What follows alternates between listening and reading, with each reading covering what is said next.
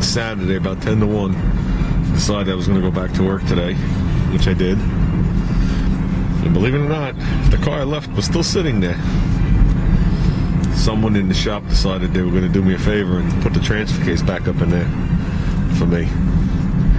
And then they got most of it done and left it like that for me, which is pretty cool. Made me not have to lift it. But on the other hand, he also didn't put all the connectors on. He laid them on. I guess that's the way he's used to doing it. You lay them on and snap them on later. I didn't know that. So when I started it up, the four-wheel drive didn't work. So I was like, I better check what he did. And sure as, you know what, they were just laying on there. They weren't snapped on. Snapped them on and it was good to go. So, yeah, my managers hit an all-time record. They asked me if I'm almost done yet. 7 times in 4 hours.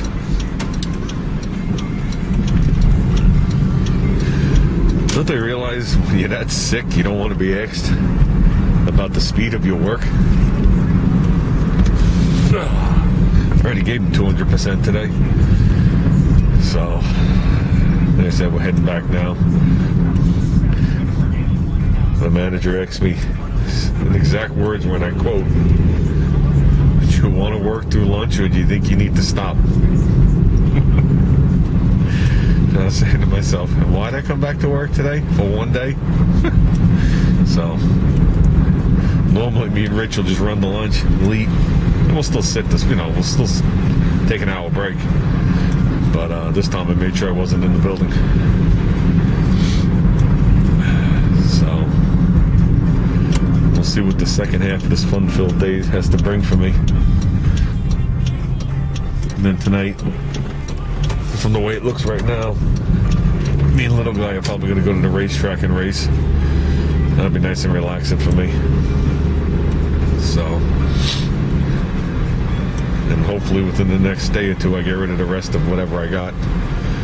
So, but I found out who really gave it to us. And by the way, Rich is still out.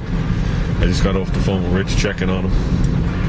There was one guy, I didn't realize it, early last week, was sicker than sick, and he took like 3 or 4 days off. He came back, and that's when he got his brother-in-law sick, who I thought was the only one sick. That's when he got me sick, got Rich sick, and actually a couple other people now. And everybody's pretty much better, except for him. He sounds really bad. So, got to stay away from him. Got to stay away from everybody. I can't keep getting sick.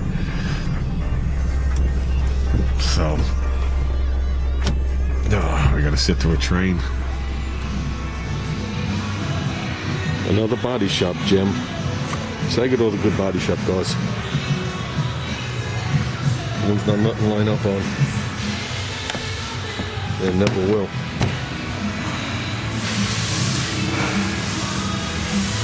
This fender's out 1/4 of an inch more than the other side.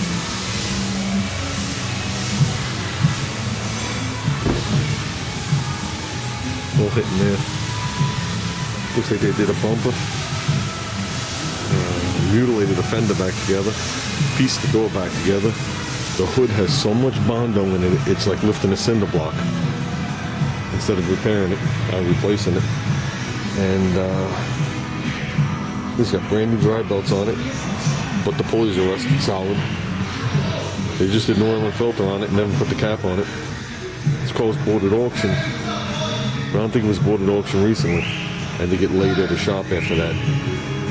And the main battery's dead, which is an issue. That's a little different than charging a regular starting battery. An HV battery is a big deal. And you can't just charge them. Well, you can, but it takes a special charger. And there's not a dealership out there that has one. They actually come and bring it to you, charge it, and then take the charger with them. So, I already told the customer that we got to charge this battery just to figure out what's wrong with the car. I got all sorts of codes in this one. So, this should be a fun one. They're all fun, as long as somebody's paying. So amazing. Amazing. When he told me how much he paid for the car, I almost died. I still think you can get a mint one for what he paid for this thing. But I could be wrong. So I'll let you guys know as it goes along. Yeah, on that car, that auction car, I reached up there from underneath with a wrench to see if the motor had compression. Or to just see if it was seized, just to see what the deal was. And I could spin it with a wrench. And when the compression plots came, they were like almost non-existent. So I don't know if all the oil's washed off the cylinders on that or what. Like I said, there's going to be a lot of things to determine. A lot of things you got to check when you buy a car like that. So, and those motors, the designation on those motors match other cars, other models. Okay, but it's actually a different motor. That motor's made for that car specifically. They built that motor to be a generator motor, and that's about it. To spin at a certain speed. And what they did was, if you ever look at an inline 4-cylinder, 6-cylinder, 8-cylinder, 12-cylinder, doesn't matter. When you put the cylinder atop that center, the crank is straight up and down. So the rod's perfectly straight up and down, and then the piston's in the top of the bore. On that motor, when you put the piston at the top of the bore, okay, the crank is actually turned a couple of degrees. They don't put the crank in line with the cylinder bore. And it's not that the motor's on an angle, the motor's straight up and down. So just picture getting the center of the cylinder, putting a plumb bob down the center of it, and it doesn't hit the main bearing in the center. It hits it off to the side. So they move the crank off to the side. Okay, top dead center is done with the top of the piston. The crank is actually advanced a couple of degrees. Okay.